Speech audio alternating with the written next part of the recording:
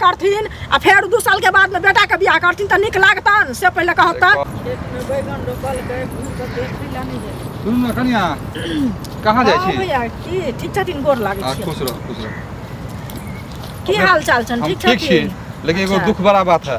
बुझला जे हम पत्नी गुजर गेले। हां से तो बुझल छै। लड़को हमर जैसे 18 वर्ष के भ गेले। हां लेकिन घर में कोई काज करला नहीं छे, बुझलिए? हां त कहलो कि अहाँ त बेटा के बियाह कलथुन ना। बेटा अखन के पढ़े लिखे केना क दिए? अच्छा तो हमरा मन होया जे एगो घर में काज करे लागो, हमरा बोलू देखियो ना क्या बहिन के मंगा लोथ।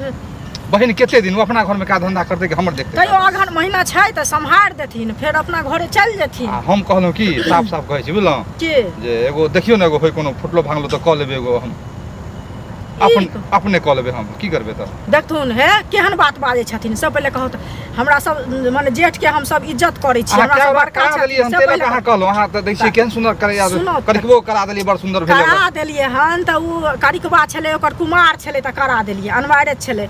आ ई जे छथिन से बाल बच्चेदार आदमी छथिन। बेटा छन 19 साल के, ओइ बेटा के 2 साल के बाद में देखै छथिन बियाह करा छै। अखनो बियाह करा दथुन 18 साल बच्चा के, तो ओकर बियाह नै होय छै। हां तो होय छले कि अखन कम 22 वर्ष के बाद शादी कहे जे करे के लिए लड़का सब के, बुझलिए?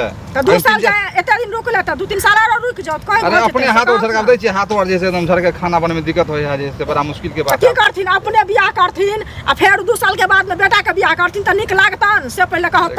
ए सोच नै लाबोत। आशा जन के अहाँ के कहलो त अहू जा हमरे पर जे है अथी करे लगली। कहलो इनका पर हम कुछ करे नै छियन, इनका निके बात कहै छियन, इज्जत करे छियन हिनका। नै त दोसर आदमी एहन बात हमरा कहने रहे त ओकरा की नाम कहतिए, लेकिन हिनका हम इज्जत बहुत करे छियन। अभियो जानलखिन बहुते रहे, कोई मसोमात रहे, कोई कोनो रहे, कोनो पति छोड़ के भाई, कोनो पति मर जाए है, ओहनो लड़की देखियो ने गो। अरे त एते के हिनका अथी छन, मसोमात आ विधवा दुनिया जहान जे रहे छै, साइकिल सबके अपना सेटिंग लागल रहे छै, बुझलखिन? आ एहन बियाह कियो नै करते। जे हम कह रहल छियन एकटा नौकर खोज लोथ, आ नौकर के कहथुन त आबे करतन सब चीज। आ 2 साल के बाद में बेटा अभियो बेटा के बियाह करत। हम त हिनका देवन अथी विचार बुझलखिन? खूब छी। हम सोचलो दोसरे बात, अहाँ कहै छी तेसरे बात।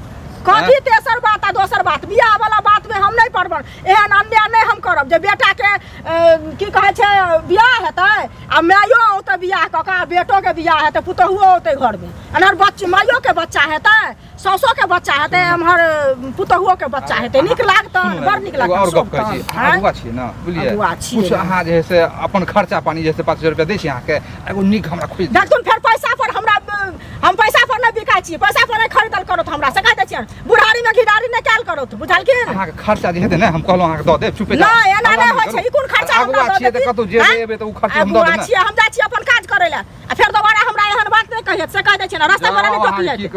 हमर घर वाला सुनत त कथि कहत? बुढ़ारी में